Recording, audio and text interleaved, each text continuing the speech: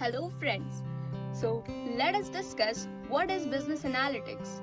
Business analytics is nothing but using of data, and analysis is the making decisions for the company or businesses, where we collect the data and study it properly to understand why something happened and what has happened in the past, as well as what would happen in the future, where it uncovers the valuable insights out of the business.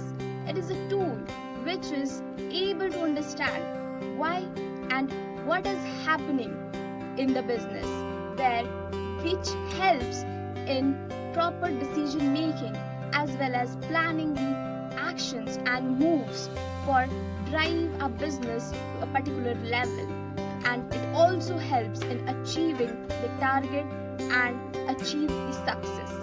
So business analytics is the best powerful tool.